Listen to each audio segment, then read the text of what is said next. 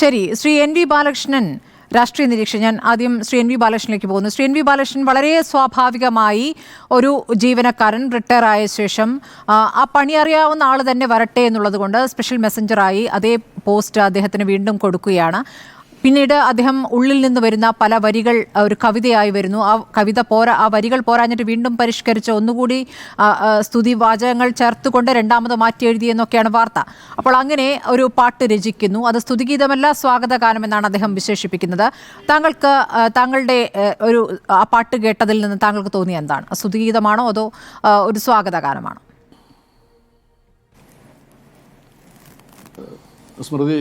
സ്മൃതി ചോദിച്ച ചോദ്യത്തിലേക്ക് വരുന്നതിന് മുമ്പ് അത് നേരത്തെ ഇവിടെ വിശദീകരിച്ച ആള്, എനിക്ക് അദ്ദേഹത്തിന്റെ പേര് കൃത്യമായിട്ട് അറിയാത്തതുമായി ബന്ധപ്പെട്ട ചില കാര്യങ്ങൾ നമ്മൾ വ്യക്തമാക്കേണ്ടതുണ്ട്. ശശികുമാർ സൂചിപ്പിച്ച കാര്യങ്ങളുമായി ബന്ധപ്പെട്ട ചില കാര്യങ്ങൾ പറയേണ്ടതുണ്ടെന്ന് തോന്നുന്നു.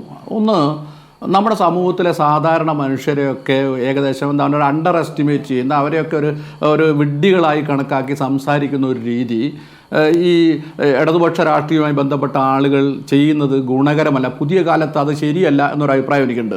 പണ്ടൊക്കെ നമ്മൾ ഇതുപോലുള്ള കുറേ കമൻറ്റുകളൊക്കെ നടത്തിയാൽ അതൊരു പക്ഷേ ആളുകൾ ആ നിലയിൽ തന്നെ കാണുള്ളൂ. പക്ഷേ കമ്മ്യൂണിക്കേഷൻ ഒക്കെ വളരെ വികസിച്ച് കഴിഞ്ഞിട്ടുള്ളൊരു സമൂഹത്തിൽ ഈ പറയുന്നതിൻ്റെ അർത്ഥം എന്താണ്, അതിൻ്റെ ആന്തരാർത്ഥം എന്താണെന്നൊക്കെ മനസ്സിലാക്കാനുള്ള ശേഷി ഇപ്പോൾ നമ്മുടെ നാട്ടിലെ സാധാരണ മനുഷ്യർക്കാർക്ക് എല്ലാവർക്കും ഉണ്ട്.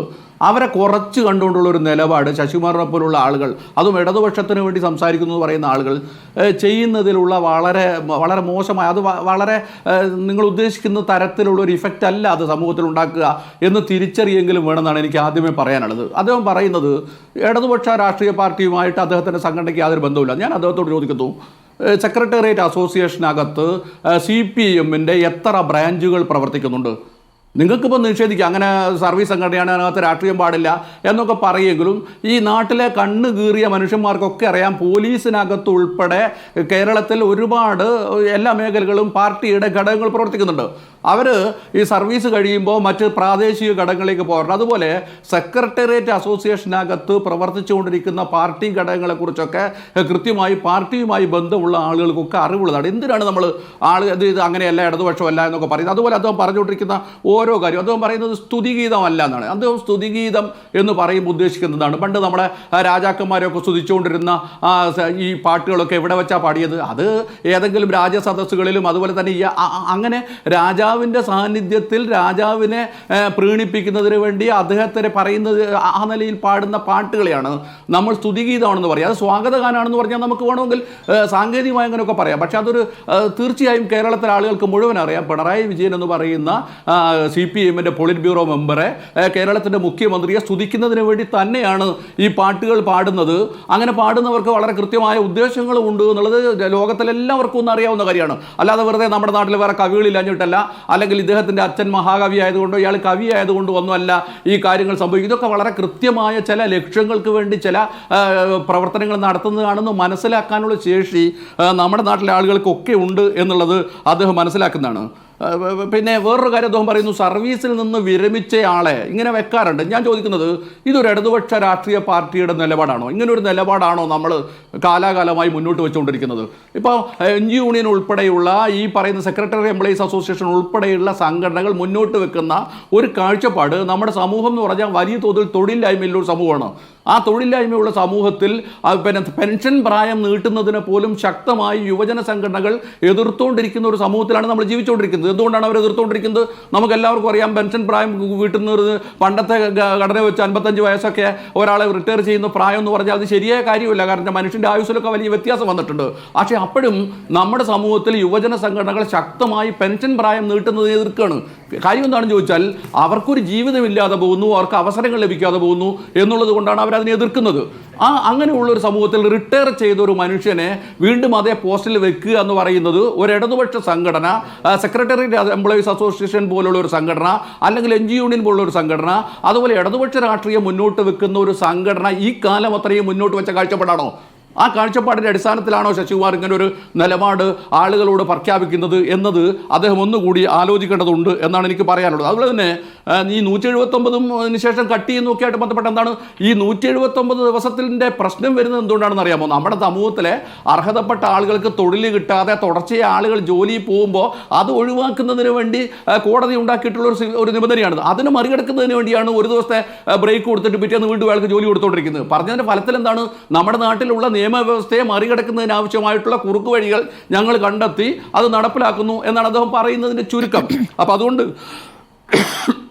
അതുപോലെ തന്നെ അദ്ദേഹം പറഞ്ഞുകൊണ്ടിരിക്കുന്ന ഒരു കാര്യം എന്താണ്? ഈ സ്പെഷ്യൽ മെസ്സഞ്ചറുടെ പോസ്റ്റിലേക്ക് അദ്ദേഹം വരുന്നു.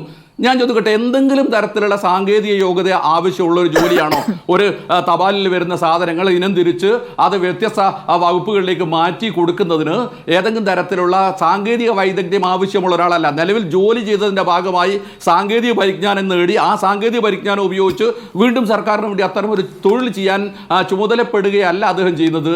ഇത് പാരിതോഷികം. അദ്ദേഹം അതാണ് പിണറായി വിജയനെ പുകത്തുന്നു, അതിനാവശ്യമായ കാര്യങ്ങൾ ചെയ്യുന്നു, അതിന് പാരിതോഷികമായി അദ്ദേഹത്തിന് ഒരു ജോലി കിട്ടുന്നു എന്നതൊക്കെയാണെന്ന് മനസ്സിലാക്കാൻ നമുക്ക് യാതൊരു പ്രശ്നവുമില്ല. ഇനി സ്മൃതി പറഞ്ഞ ചോദ്യത്തിലേക്ക് വന്നാൽ, നമ്മളിപ്പോൾ ഒരു സാധാരണഗതിയിൽ ഒരു സാമാന്യ ബോധത്തിൽ നിന്ന് നമ്മൾ ചിന്തിക്കുമ്പോൾ ഒരു ഭരണാധികാരിയെ സ്തുതിച്ചുകൊണ്ട് ഒരു പാട്ട് എഴുതുന്നതിനകത്ത് വലിയ എന്തെങ്കിലും തരത്തിലുള്ള പോരായ്മകളുണ്ടെന്നൊന്നും പറയാൻ പറ്റില്ല. അങ്ങനെ പറയുന്നതിൽ അർത്ഥമില്ല. പക്ഷേ ഇവിടെ പ്രശ്നം എന്താണെന്ന് ചോദിച്ചാൽ, സാധാരണ രാഷ്ട്രീയ പാർട്ടിയോ അല്ലെങ്കിൽ സാധാരണ സംഘടനയോ എന്നതിനപ്പുറത്തോട്ട് വളരെ കൃത്യമായ ഒരു സാർവദേശീയ അടിസ്ഥാനത്തിലുള്ള ലക്ഷ്യം പ്രഖ്യാപിച്ചിട്ടുള്ള രാഷ്ട്രീയ പാർട്ടികളാണ് കമ്മ്യൂണിസ്റ്റ് പാർട്ടികൾ, ഇടതുപക്ഷ രാഷ്ട്രീയ പാർട്ടികൾ എന്ന് പറയുന്നത്. ആ ഇടതുപക്ഷ രാഷ്ട്രീയ പാർട്ടികൾക്ക് ഒരു പ്രവർത്തന രീതിയും സംവിധാനമുണ്ട്. ഇവിടെ പ്രശ്നം ഇത്രയേ ഉള്ളൂ, ഇത് ഇടതുപക്ഷ രാഷ്ട്രീയ പ്രസ്ഥാനത്തിൻ്റെ പ്രവർത്തന രീതിയോ അതുമായി ബന്ധപ്പെട്ട കഥയോ അല്ല.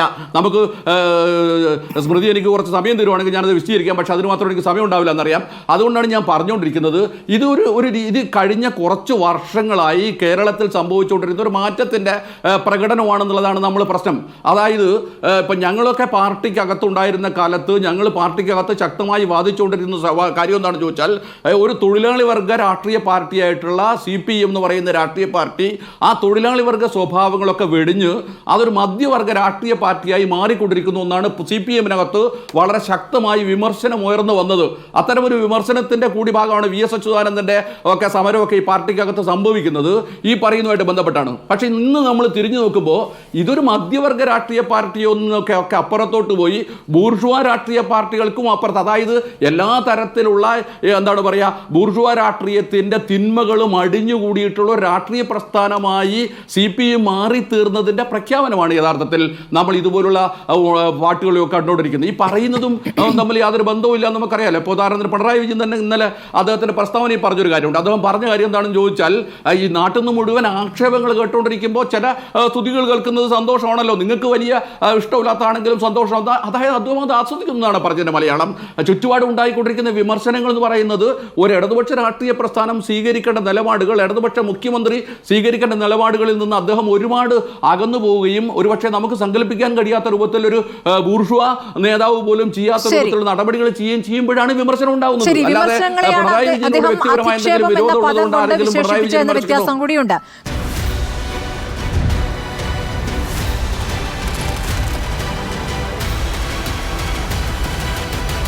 Debate with Smriti Parittikad.